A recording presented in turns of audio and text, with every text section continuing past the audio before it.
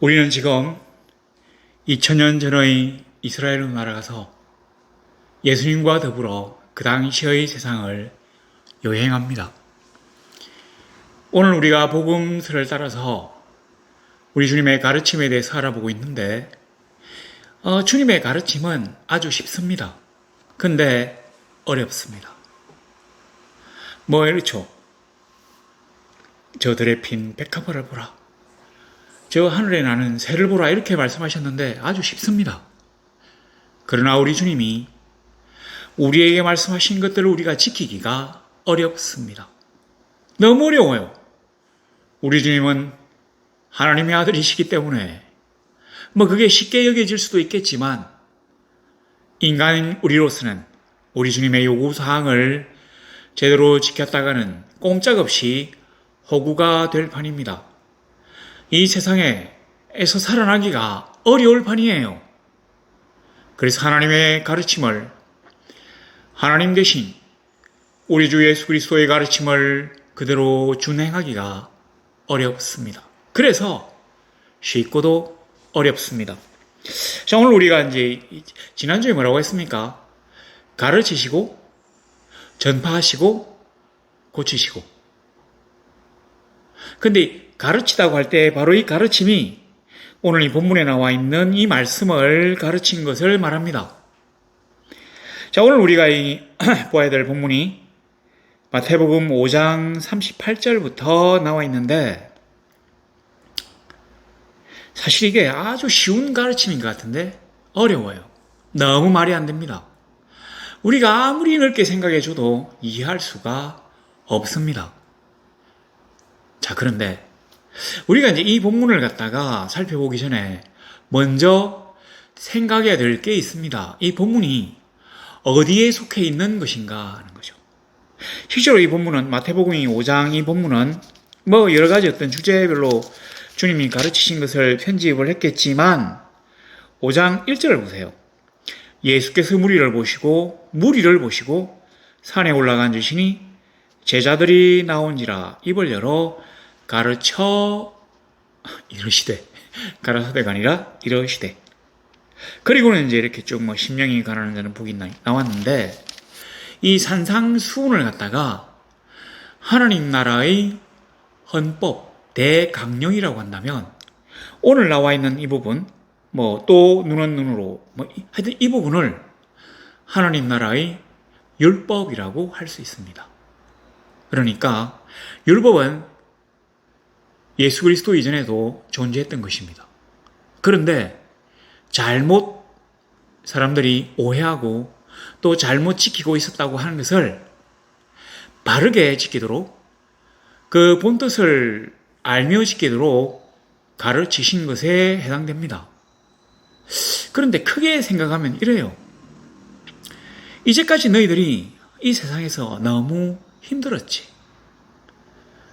정말로 갑질에 힘들고 또 이렇게 어떤 경제적인 공공함 때문에 힘들고 또 육체적인 약함 때문에 힘들고 힘 있는 자들의 압제와 포악함 때문에 힘들고 악한 사람의 해코지와 업무와 술수 때문에 힘들고 너무 어려웠습니다.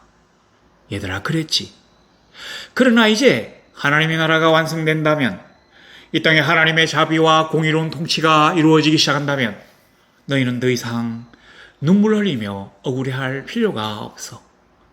더 이상 굶주리며 고통받을 필요가 없어. 하나님의 나라는 이제까지 너희가 생각했던 것과는 완벽하게 다른 나라이기 때문이야. 그런데 그 하나님의 나라 백성이 되려고 하면 어떻게 해야 되는 거 아니? 이렇게 해야 돼. 자, 이 얘기하고 또 하나를 더 보탭시다. 내가 이제까지 없었던 것을 너희에게 주려고 온 게 아니야. 이제까지 있었던 율법을 내가 폐하려고 온 게 아니야. 오히려 완전케 하려고 온 것이야. 이걸 우리식으로 얘기한다면 이 하나님의 원래 있었던 이 율법을 보강하고 그 뜻을 잘 알게 가르치겠다고 하는 말이 되는 것입니다. 자, 이렇게 생각하고 그리고 이게 그냥 주님의 가르침이라고 생각하지 말고 이제 이 땅에 임하게 될 하나님의 나라의 통치가 어떻게 될 것인지에 대해서 선포를 했다면 이제는 하나하나 자세하게 실천사항, 법률처럼 나열하는 그 부분이라고 생각을 하면 좋습니다. 오늘 보니까 38절에 보면 또 눈은 눈으로 이는 이로 갚으라 하였다는 것을 너희가 들었으나. 자, 이것은 함무라비 법전에 나와 있는 말입니다. 우리는 이것을 동해보복법이라고 하죠. 똑같은 해를 입은 것만큼 똑같이 해를 끼치라고 하는 동해보복법. 그러니까 눈을 다쳤으면 눈을 다치게, 손을 다쳤으면 손을 다치게, 이런 거예요. 근데 이게 이제 그러니까 주전 한 1700년경, 이때 바빌론의 6대 왕이라고 하는 함무라비 왕이 법전을 만들었습니다. 거기 보면 이게 있대요. 눈은 눈으로, 이는 이로, 요게 있답니다. 그래서 이걸 동해보복법이라고 하는데, 자, 이게 사실은 성경에도 있어요. 가령 출애굽기 21장이라든지, 그 다음에 레위기 24장, 신명기 19장 이렇게 쭉 있는데, 그럼 주님이, 그러니까 하나님이 왜 이렇게 말씀하셨겠느냐 이거죠. 눈은 눈으로, 이는 이로. 아니, 이렇게 해가지고 실수해서 이빨이 한 개 빠지면 요즘이야 사실 임플란트를 할 수 있잖아요. 근데 옛날에는 임플란트가 없으니까 이빨이 빠지면 아마 좀 굉장히 어려운 상황에 처하게 되었을 것 같습니다. 그러니까 이빨을 하나 뽑아라. 우리가 단순히 이렇게 받아들이지 말고 주님이 하신 말씀에 의하면 이게 다른 거예요. 그게 뭐냐면 39절에 나는 너희에게 이르노니 악한 자를 대적하지 말라. 누구든지 내 오른편 뺨을 치거든 왼편도 돌려대며. 자, 이 동해보복법에 대한 어떤 이 보강의 말씀을 이렇게 쭉 적어놨는데, 제가 방송으로는 안 한 것 같은데, 교회에서는 설교를 몇 번 했습니다. 이 말이 뭐냐면, 눈이 다쳤으면 상대방이 눈을 다치게 해라. 그 얘기가 아니라, 눈을 다쳤으면 그 사람에게 보복할 수 있는 최대한의 보복이 눈이란 말입니다. 이게 무슨 말이냐면, 자, 아주 세력이 있는 집안의 자식과 세력이 없는 사람의 집안의 자식이 서로 어떻게든 싸웠어요. 근데 이 집 자식이 힘은 세가지고 이겼어요. 이겼는데 눈을 상하겠다고 합시다. 그러면 이 친구가 이제 집에 가서 이 얘기를 할 거 아닙니까? 내가 아무개 집 아이하고 싸우다가 눈을 다쳤다.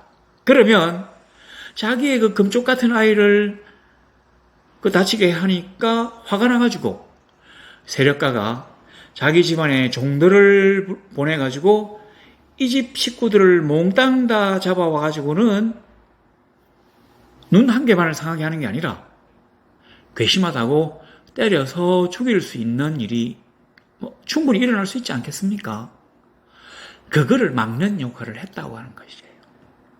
그러니까 우리는 눈에는 눈, 이는 이 얘기가 아니라 이거는 어떤 상황을 불문하고도 그 이상의 형벌을 가할 수 없도록 하는 형벌 상한법이라고 생각하면 됩니다. 왜 주님이 이렇게 말씀하셨죠? 가난하고 힘없고 약한 자를 보호하려는 사랑의 마음으로 이러한 율법을 만드신 것입니다. 우리는 이걸 이제 오해해가지고 사법정의다. 정의죠. 그러나 여기에 사랑을 딱 가미한다면 어떤 일이 있어도 네가 당한 것 이상으로 보복할 수는 없어. 자, 이게 좀 그럴듯한 해석인 것 같은데, 자, 이제부터 이렇게 나오는 그 밑에 얘들이 정말로 해석하기가 어려운 본문들이 막 나옵니다. 자, 보면 저도 이제 이렇게 이걸 이제 몇 년 텀을 두고 이렇게 설교를 하다 보니까 성령께서 더 많이 알게 하신 것 같습니다. 그래서 이전에 했던 설교에 비해서 뭔가 더 진일보한 면이 있을 것입니다. 이전에 설교를 들으셨던 분들은 무엇이 달라졌는지를 보시면 좋습니다. 보면 자, 오른편 뺨을 치거든 왼편도 돌려대며. 이게 이제 사실은 뭐 일반 주석서에는 뭐 오른편 뺨을 친다는 게 어떤 의미인지를 쭉 해놨는데 이 사람들도 자기들이 생각해도 이게 너무 말이 안 되니까 좀 강력하게 주장은 못했습니다. 예수님은 뭐든지 다 참으라고 하셨을 것 같습니까? 아무리 상대방이 막 핍박하고 막 때리고 그냥 허허 감사합니다. 때려주셔서 고마워요. 이렇게 하도록 원하실까요? 그러면 악한 사람이 지상에서 어떠한 제재도 받지 않고 영원히 악한 짓을 할 수 있도록 우리가 도와주는 게 되는데요? 안 그렇습니까? 자, 이렇게 생각한다면 우리가 주님의 그 말씀에 대해서 뭐라고 얘기해야 될지를 모르겠습니다. 자, 일단 주석서를 한번 인용해 봅시다. 자, 오른편 뺨을 맞으면 왼편도 돌려대라. 자, 오른편 뺨을 맞으려고 하면 어떻게 됩니까? 상대방이 오른편 손바닥으로 이렇게 딱 때리면 이 상대방은 왼편 뺨을 맞게 되어 있습니다. 근데 오른편 뺨을 맞으려고 하면 상대방이 왼쪽 손으로 때리거나 아니면 왼쪽 손으로 딱 때리면 이 사실 왼쪽이 좀 많이 왼손잡이가 아닌 경우에는 이게 좀 많이 약하니까 세게 못 때리잖아요. 그러면 세게 때리고 싶으면 이 손등으로 때리는 거예요. 손등으로.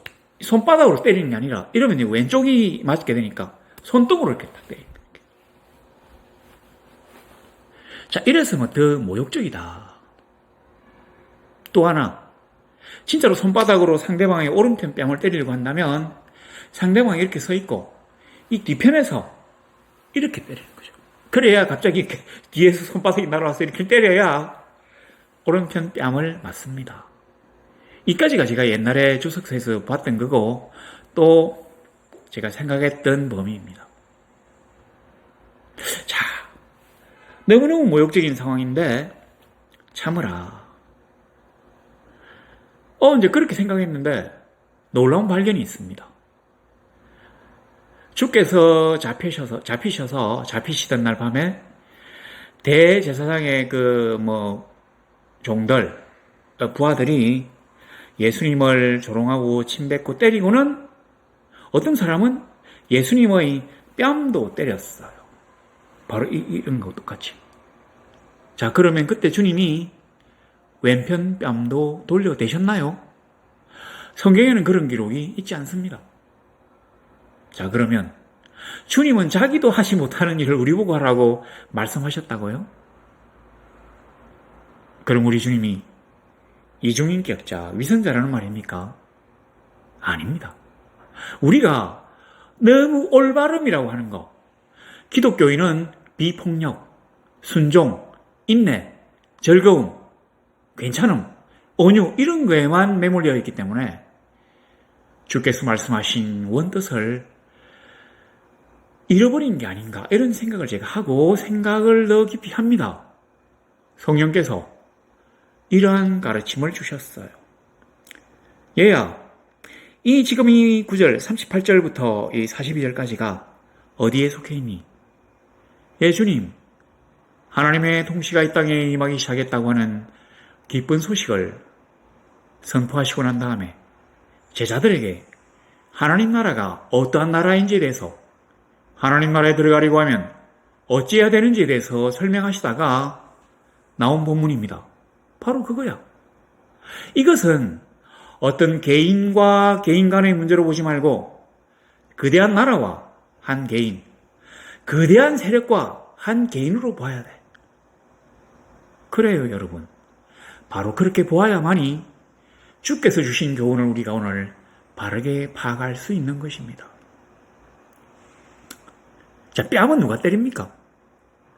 우리나라 요즘 우리가 지금 착각하는 경우는 이게 한국 아침 드라마 때문인데, 아침 드라마에서는 대개 보면 이게 이제 어떤 사람의 남편이 불륜녀에게 가가지고 막 때리잖아요. 이렇게 막 때리면 옛날에 맞고 막 울었는데 요즘은 또 막 맞은 또 불륜녀가 또 막 부인의 뺨을 또 때린다면서요.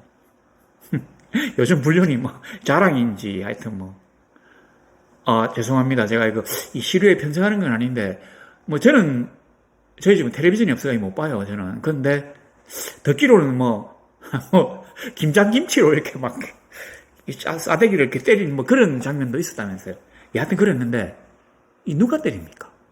상대방을, 그러니까 이 막장 드라마를 빼고는 생각한다면, 이렇게 뺨을 때리는 것보다는 주먹으로 때리는 게 더 힘이 들어요. 아파요. 근데 왜 뺨입니까? 이건 상대방을 모욕하려고 뺨을 때리는 겁니다.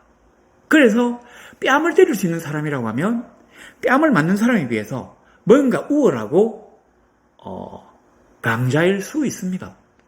막 갑질의 어떤 대상, 그러니까 을이 아니라 갑일 수가 있다는 것입니다. 그러니까 거대한 나라에 높은 사람이 때리는 것입니다. 모욕을 주려고. 너는 나에게 뺨을 맞을 정도로 형편없는 사람이라는 것을 인식시키기 위해서 중인들이 보고 있는 앞에서 뺨을 치는 것이에요. 이렇게 쳤는지 이렇게 쳤는지 이렇게는 안 쳤겠죠. 그럼 왼편이니까 이렇게. 그렇게 아프진 않지만 얼마나 자존심이 상하겠습니까? 모욕이 말도 못해요. 주먹으로 몽둥이로 맞은 거에 비해서 모욕감이 더 심할 것입니다. 바로 그겁니다.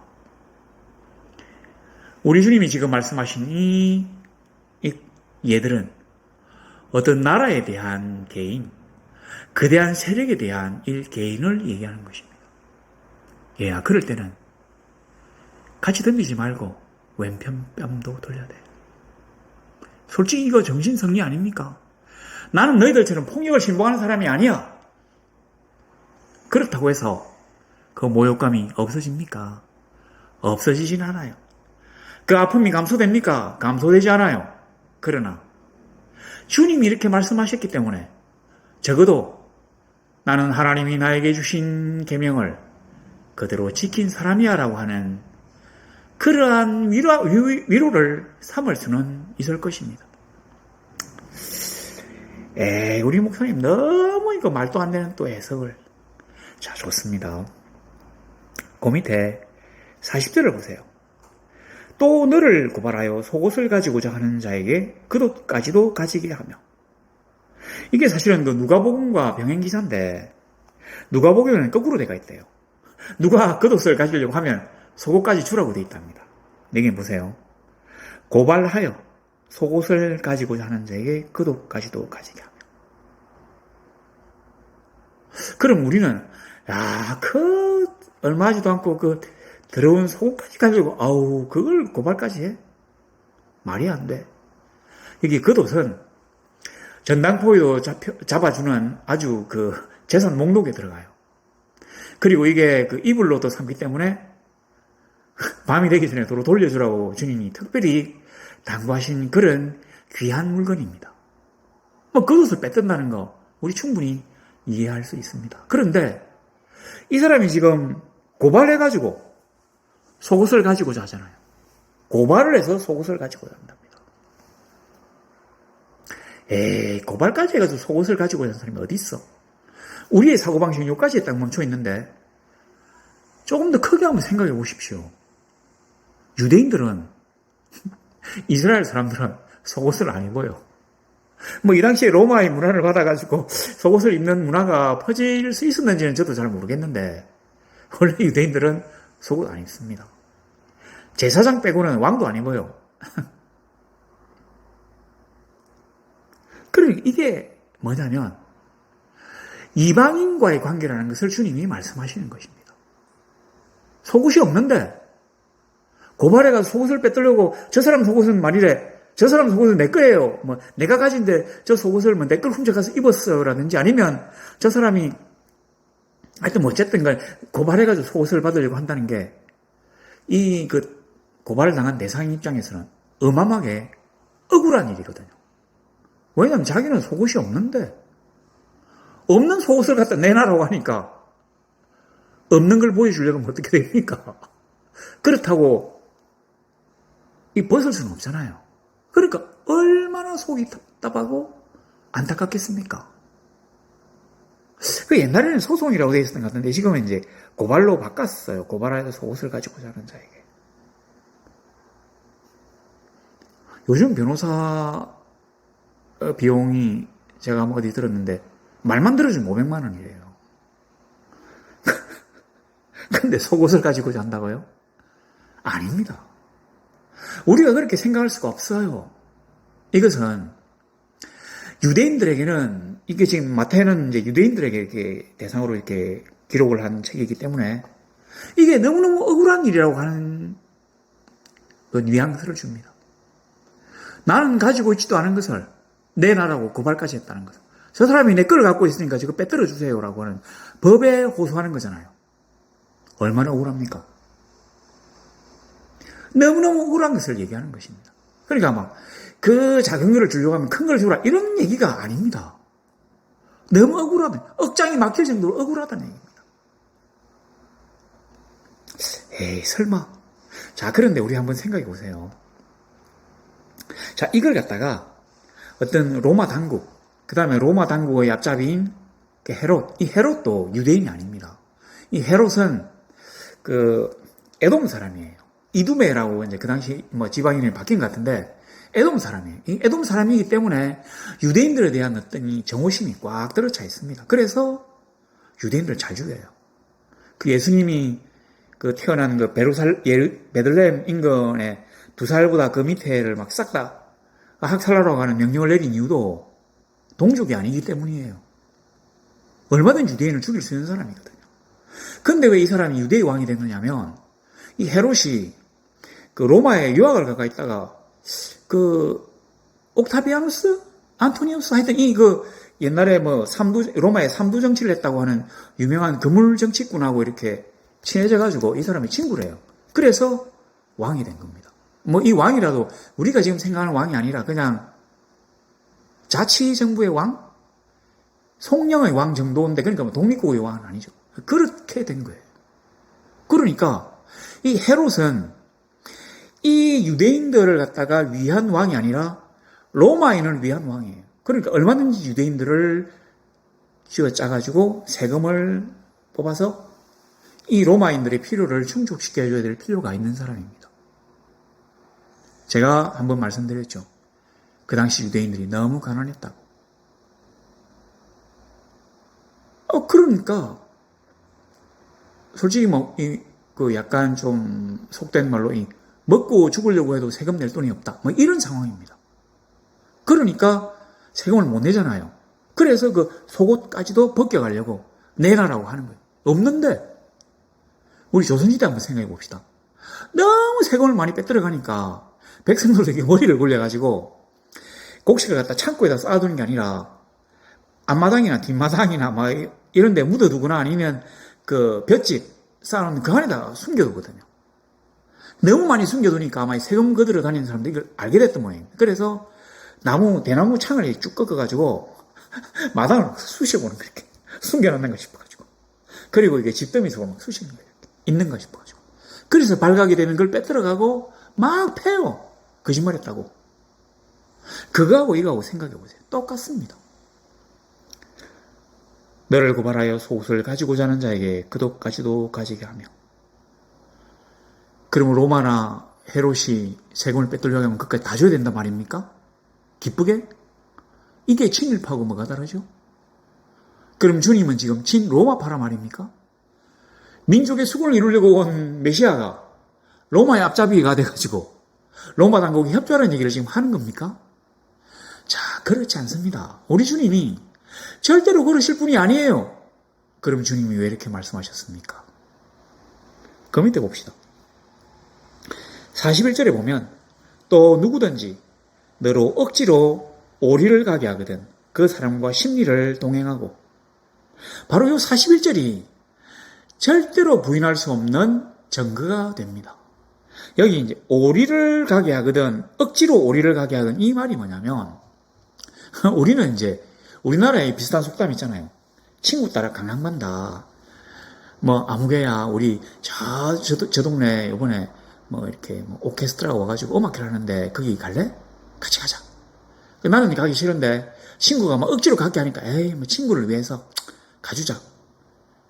뭐 친구 따라 강남 간다. 그렇게 생각하고 넘어갔습니다. 예수 믿는 사람은 내 마음대로 하고 싶은 대로 할 수 없고, 그리고 친구의 어떤 이 뭐 유익을 위해서 자기를 희생해야 될 필요도 있다. 천만의 말씀입니다. 그거 잘못된 해석입니다. 여기 오리를 가게 한다는 말이 뭐냐면 이 말이에요. 이 오리는 그 페르시아 시대부터 왔던 전시징발법입니다. 그러니까 전시에는 자기의 어떤 군사적인 목적, 그 다음에 왕명을 출납시키는 목적을 위해서 그 식민지 백성들의 그 재산이나 그 인명을 갖다가 막 징발해가지고 사용할 수 있도록 만든 법이에요.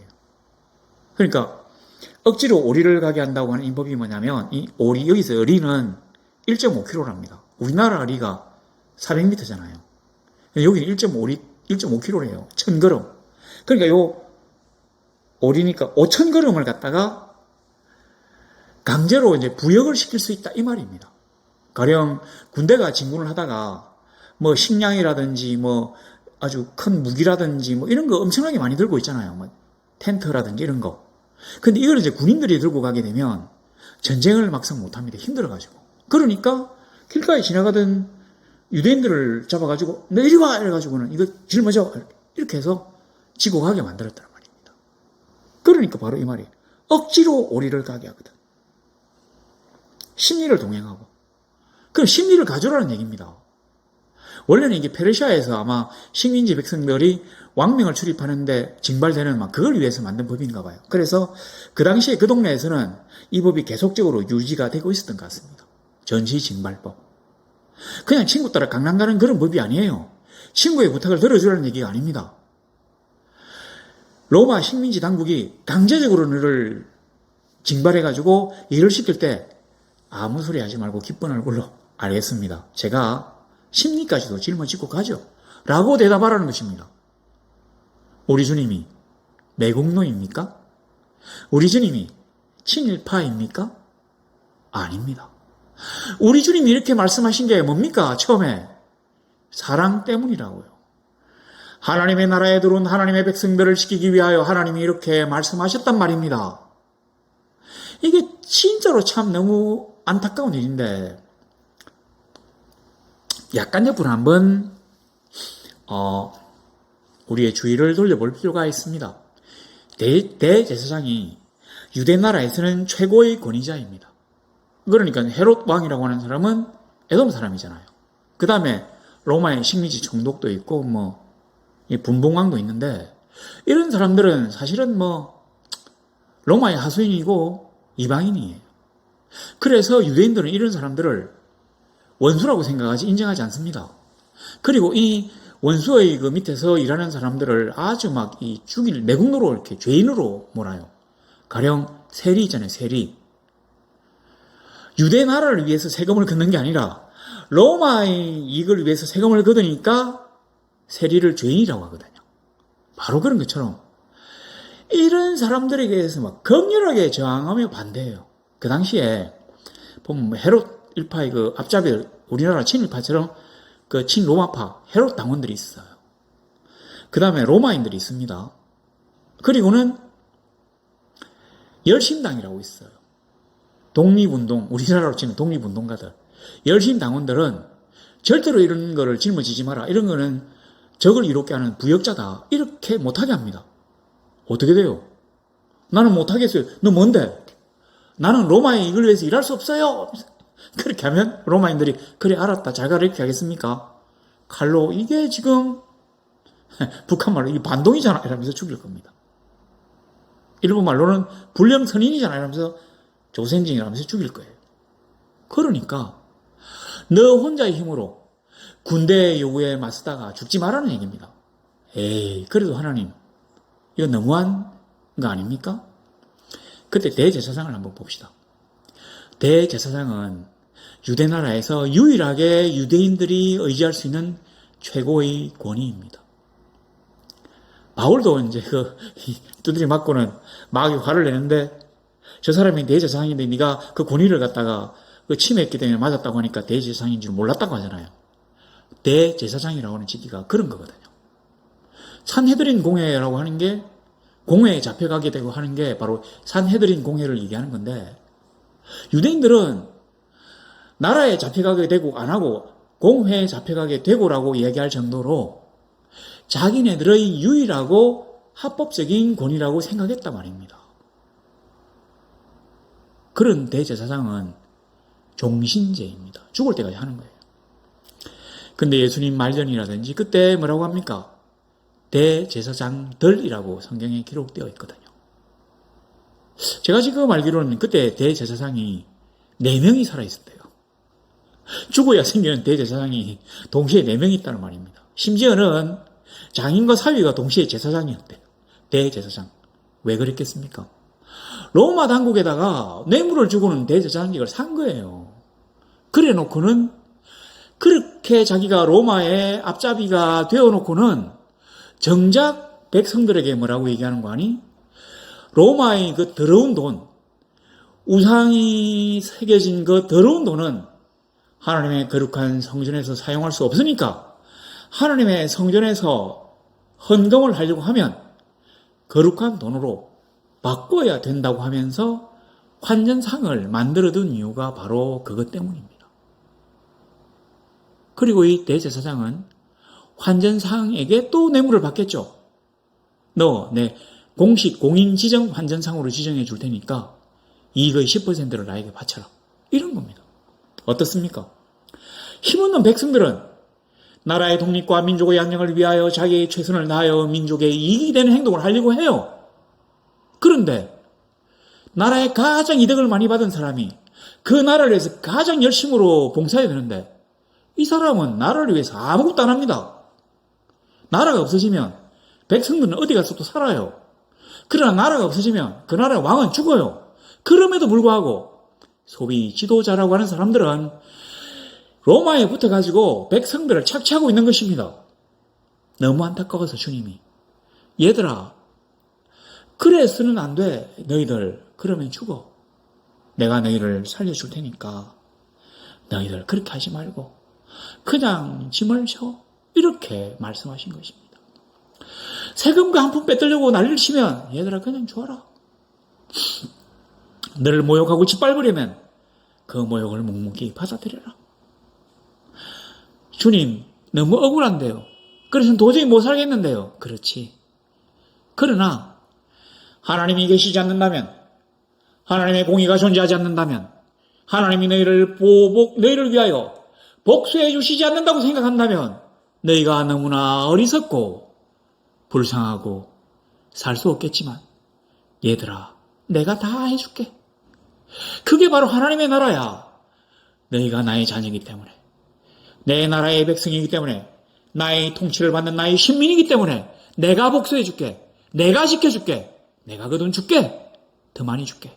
그리고 저것들을 결단코 내가 정의의 심판대에 세워서 심판해 줄게. 너희를 억울하지 않게 해줄게. 그렇게 하실 것이라고는 믿음을 우리가 가지고 있기 때문에 하나님이 우리를 지키시며 보호하시며 인도하시고 우리의 억울함을 보시고 재판하시며 우리의 억울함을 풀어주신다는 걸 우리가 믿기 때문에 바로 이러한 일을 할 수 있다고 하는 얘기입니다. 그래서 얘들아 나를 믿지. 그러면 이렇게 온유한 자는 복이 있나니 뭐요? 땅 받는다고요? 사실은 그 천국 받는데 그 천국이 옛날에 죽어서 가는 천국이었다면 지금은 하나님의 나라가 죽지 않고도 이 땅에 있기 때문에 너희들에게 그 땅을 줄게라고 하신 것입니다. 그러니까 하나님의 나라에 들어가려고 하면 그런 거 이겨내야 돼. 만일에 너희가 거기서 나는 막 할 수 없어 하면서 막 싸우면 죽기밖에 더 하겠니? 그런데 너희를 위하여 힘을 써야 될 대제사장은 몰래 가가지고 돈을 바치고는 대제사장직을 샀어. 너 그거 알아? 그 예수님은 예화에 그것도 나오잖아요. 어떤 귀인이 그 왕자리를 얻으려고 멀리 갔다 올 동안에 뭐 백성들이 어쩌고저쩌고 막 나오잖아요. 바로 그겁니다. 왕작을 받기 위해서도 로마 당국자에게 돈을 갖다 바쳐야 돼요. 그럼 이 사람은 그 갖다 바친 돈으로 끝나겠습니까? 그 갖다 바친 돈의 몇 배를 갖다가 백성들에게 쥐어 짜내야 될 거 아닙니까? 조선이 그렇게 망한 거잖아요. 조선시대 말기에 너무너무 뭐 사또자리를 갖다가 막 몇만 장에 팔기 때문에 이 막 위에 높은 사람들은 이걸 막 금방금방 돌리면 돈이 더 들어오니까 대제사장 죽을 때까지 기다리기가 너무 억울하잖아요. 그러니까 4명을 막 동시에 막 만들어내는 겁니다. 뇌물을 4배로 받을 수 있으니까. 자기는 로마에 막 앞잡이면서 백성들에게는 그래서는 안 돼. 너희가 하나님의 최선을 다해야 돼. 이렇게 얘기한다니까 얼마나 모순되고 가증스럽습니까? 그것도 모르고 나는 비록 굶어도 이건 하나님이 내는 성전세야 이러면서 다 반세계를 내거든요. 이 귀중한 돈을 가지고 로마에 뇌물을 갖다 바치고 자기의 직위를 유지하려고 하는 이런 현실을 보고 주님이 얘들아 내가 다 해결해 줄게.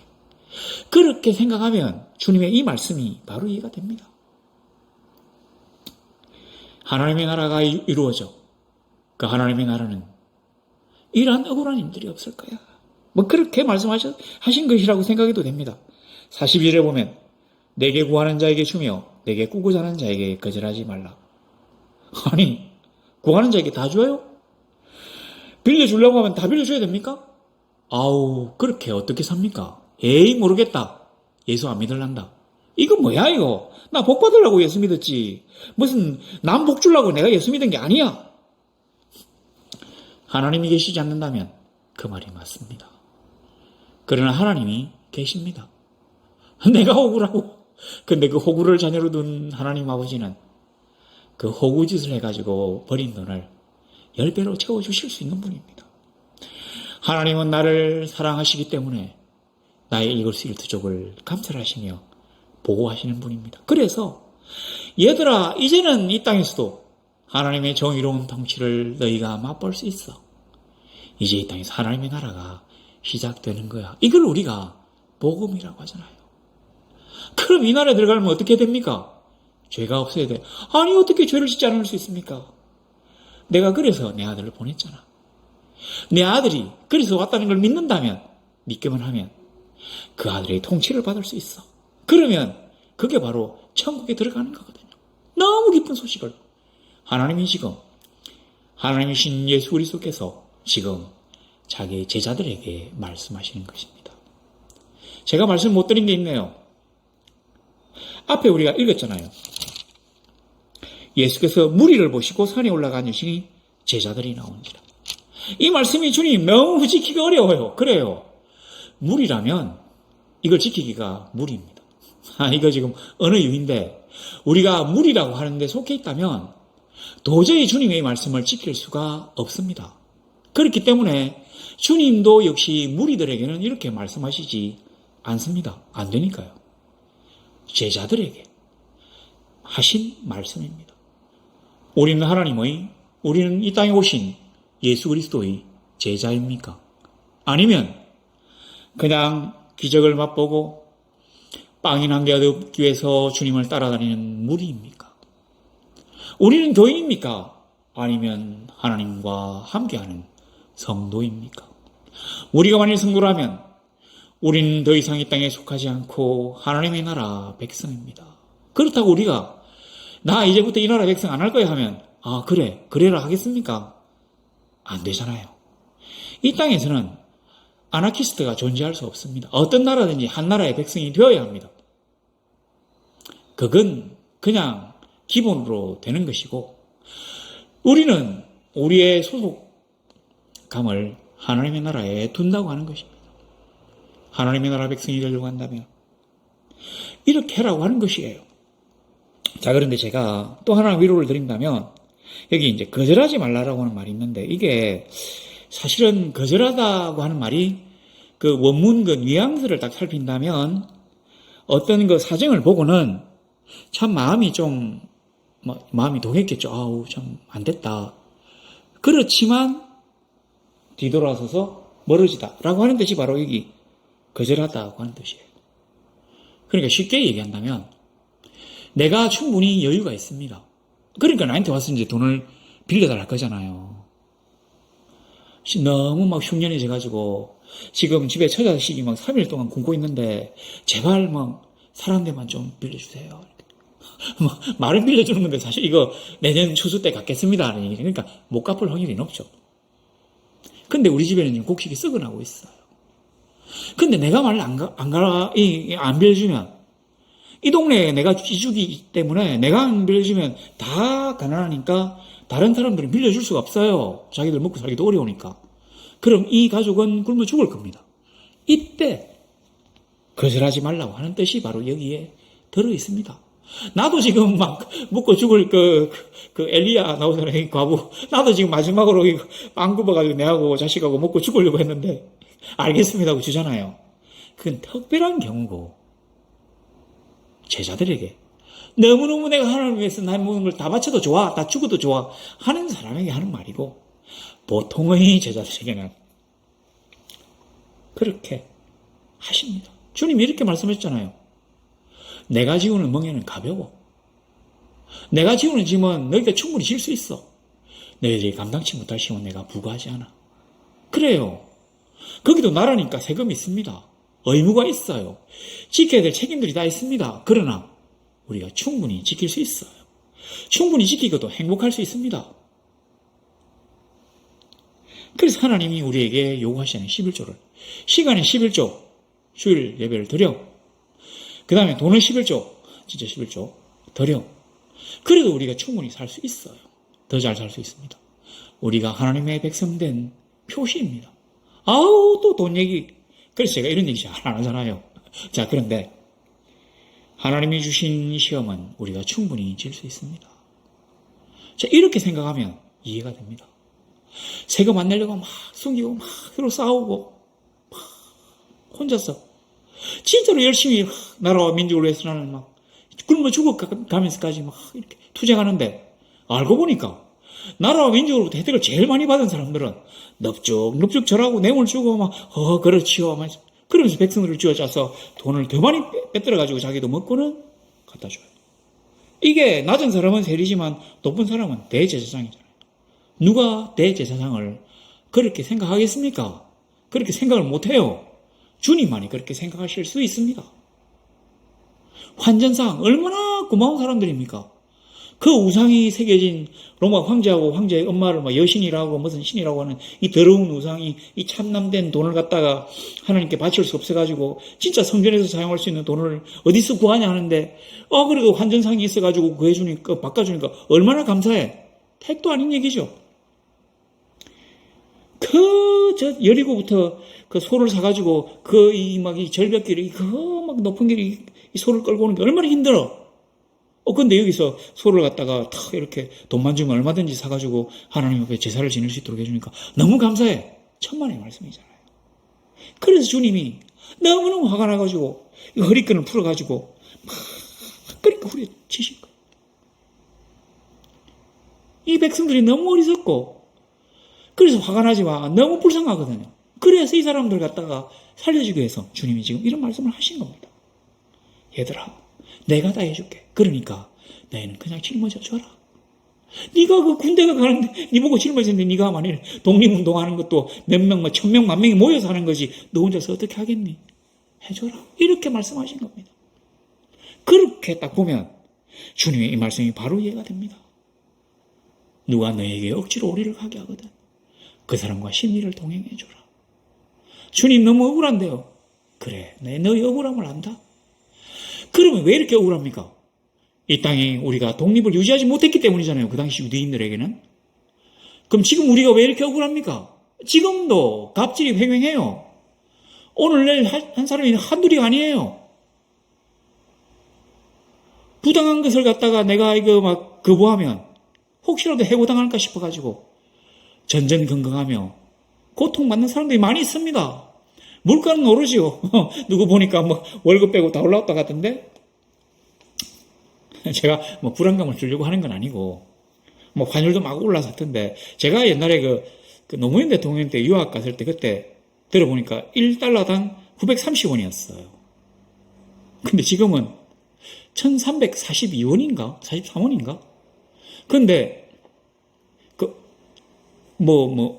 미국에 이상한 연준 의장인가 이상한 사람이 있다면서요. 그 사람이 하여튼 누구라더라. 하여튼 그린스펀 아니고 파월이라든가 하여튼 이상한 매파 같은 발언을 해가지고 지금 블랙 블랙 프라이데이라든가 그래가지고 지금 막 그 뭡니까 미국의 뭐 정치가 대폭락을 했대요. 아마 틀림없이 월요일 날 우리나라 정치도 대폭락을 할 것 같은데 제가 막 그런 거 얘기하면서 막 이렇게 불안감을 조성하려고 하는 게 아니라 다 그 나라 사람들이 살려고 하는 겁니다. 그러면 우린 더 힘들어요. 그러니까 아무것도 모르는 딸도 저보고 이렇게 얘기합니다. 아빠 우리도 빨리 달러에 투자해서 달러를 사놓으면 안 돼요? 그럼 달러 올라가니까 우리 돈 벌잖아요. 저도 그건 아는데 차마 저까지 그게 무한해동해가지고 우리나라를 더 괴롭힐 수가 없어가지고 저는 안 합니다. 그러니까 보세요. 일반 국민들은 다 나라와 민족을 위해서 막 이렇게 하거든요. 그런데 높은 사람들은 오히려 그렇게 하지 않아요. 주님이 그걸 다 알고 계십니다. 그래서 얘들아 이렇게 될 수밖에 없는 이유가 뭐겠니? 사람들의 탐욕 때문이잖아. 그래서 탐욕도 버리고 죄도 버리고 하나님의 나라에 들어가야 되는 사람들은 다 깨끗한 사람만이 들어갈 수 있어. 내가 죄인된 너희들을 부를 수는 있지만 하나님의 나라에는 죄인은 들어갈 수 없어. 그럼 어떻게 되는데요? 나의 보혈로 너희 죄를 씻어. 그래서 깨끗하게 돼. 그리고 난 다음에 더 이상 죄를 짓지 마. 이게 중요합니다. 더 이상 죄를 짓지 마. 내가 욕심을 버리고 하나님이 나에게 주신 계명대로 내가 욕심 버리고 산다면, 그리고 서로 사랑한다면 바로 그곳이 하나님의 나라가 되는 것이거든요. 하나님은 우리가 나쁜 사람인데도 우리를 위하여 강제로 하나님의 전적인 권능으로 강제로 악당 같은 이런 막 이 지배자들을 다 없애고 나쁜 사람들을 다 없애고 하나님의 나라를 만들어 주시지 않습니다. 우리 보고 하나님의 자녀된 하나님의 나라를 이루려고 하는 그 나라의 통치를 받고자 하는 사람 된 성도에게 하나님의 나라를 이루도록 요구하십니다. 여기 있다 저기 있다 못하리니 네 마음속에 있느니라 하신 말씀이 바로 그겁니다. 우리가 하나님을 바로 믿으며 욕심을 버리고 물질적인 가치관에서 벗어나서 인간다움을 존중하는, 그리고 서로 사랑하며 웃을 수 있는 그런 나라를 만들기를 원한다면 바로 그곳이 하나님의 나라가 되는 것입니다. 제가 언제 한번 봤는데 유튜브에 우리나라 외국인들이 우리나라 보면 깜짝 놀란다고 그래가지고 제가 너무 놀라서 봤어요. 뭐냐면 우리나라에서는 그 집 앞에 택배 와가지고 물건 막 쌓아놔도 아무도 안 들고 가잖아요. 외국 사람들이 너무 깜짝 놀랐답니다. 아니 한국 사람들은 어떤 사람들인데 물건이 저렇게 막 집 앞에서 그렇게 굴러다니고 아무도 안 보는데도 안 들고 갈까? 이거는 뭐 때문인지도 잘 모르겠지만 누구는 CC 텔레비가 있다, 누구는 잡아내기 때문에 어쩌고저쩌고 해도 저는 한국 사람들이 그 정도로 그러한 정도의 물질에 초연할 수 있게 되었거나 아니면 어떤 도덕질보다는 자기의 어떤 양심을 지키려고 하는 게 더 우선적이다, 체면을 더 중시하는 그런 좋은 성기 문화? 제가 해석이 너무 좋습니까? 하여튼 이런 아주 좋은 것 때문이라고 생각해요. 외국에서는 이게 꿈도 못 꾼답니다. 외국인은 이 주인이 앉아있어도 길거리에 이렇게 물건을 내놓고 팔면 가다가 이렇게 바로 탁 쳐가지고 간대요, 그냥. 그러니까 좋은 사람들이 모여야 하나님의 나라가 이루어지는 것입니다. 그 시초를 주님이 여신 거예요. 교회를 주님이 만드신 이유가 우리끼리 모여서 그런 나라를 만들려고 하신 거거든요. 개인이 혼자서 아무리 해도 안 되기 때문에 그런 사람들을 갖다가 무리를 짓도록 하신 것입니다. 그게 바로 교회, 교인들의 모임이잖아요. 조금 더 가서 성도의 모임이잖아요. 착하고 아름다운 사람들이 모여서 하나님의 법을 지키며 하나님을 경배하며 서로 사랑한다면 바로 우리가 하나님의 나라를 이 땅에서 만들 수 있겠거든요. 그 얘기를 지금 주님이 하신 것입니다. 아무리 어려운 세상이 다가온다고 해도 하나님 안에 있다면 그가 우리를 돌보십니다. 어떤 세상의 풍파가 몰려온다고 해도 하나님의 품 안에 있다면 그가 우리를 지키십니다. 그 하나님, 그 전능하신 하나님, 불꽃 같은 눈동자로 단 한순간도 쉬지 않고 나를 지키며 보호하신 그 위하신 하나님이 나에게 있다고 믿는다면 그 하나님과 동행하며 그가 여호와신 대로 살아가는, 그래서 승리하는 그리고 서로 손잡고 기쁘고 웃으며 사랑하는 그런 성도가 되실 것을 우리 주 예수 그리스도 이름으로 소망합니다.